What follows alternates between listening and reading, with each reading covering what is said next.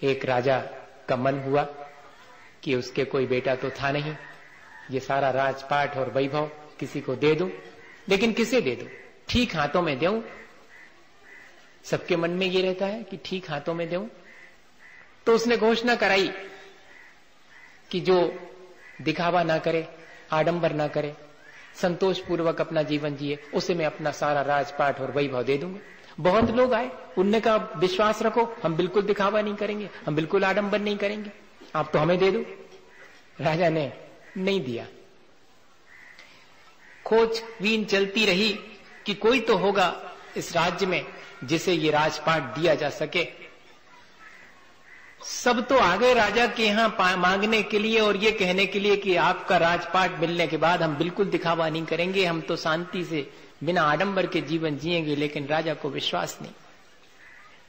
मंत्रियों ने एक दिन आकर के खबर दी कि एक व्यक्ति ऐसा है जो इस राज्य में आपके पास राज मांगने नहीं आया, बाकी सब तो किसी न किसी बहाने आपके पास आ चुके हैं। तो राजा ने कहा कि बुलाया जाए उसे। बुलाया गया। वो नवयुवक था। उससे राजा ने कहा कि मैं चाहता हूं कि मेरा राजपाट और वैभव तुम ले लो। सुनकर के वो नवयुवक हंसा, बोला कि मैं विचार करूंगा, क्योंकि आपकी शर्त मुझे मालूम है कि राजपाट और वैभव के बाद भी आडंबर और दिखावा नहीं होना चाहिए, इसलिए मैं विचार करूंगा, अभी मेरी ऐसी कोई तैयारी नहीं है। ये पहला व्यक्ति था जिसने कि ऐसा कहा हो। सब तो ये कह रहे थे कि आप मेरा विश्वास करो, बिल्कुल नहीं दिखावा करूंगा, आप दे तो दो। और वो कह रहा है कि मेरी ऐसी कोई तैयारी नहीं है, मैं विचार करूंगा।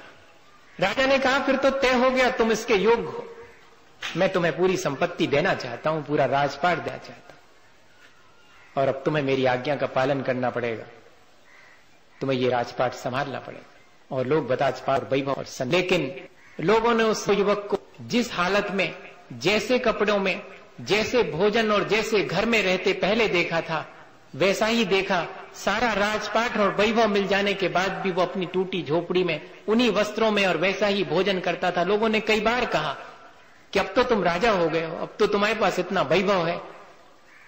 उसने कहा कि वह सब होने के बाद अगर मैं अपने जीवन के लाइफ स्टाइल में कुछ चेंज करूंगा तो वो सब दिखावा कहलाएगा, वो तो सब आडंबर कहलाएगा। मेरा तो जीवन जैसा मैं पहले जी रहा था उतना ही मेरे लिए पर्याप्त है। और अपने पास तो 4 पैसा ज्यादा हो जावे तो फूल के कुप्पा हो जाते, बाहर जो है रंग रोगन करवाने की शुरुआत हो जाती, अच्छे कपड़ा खरीदने की शुरुआत हो जाती। 4 पैसा हो गए, 4 जने देखें।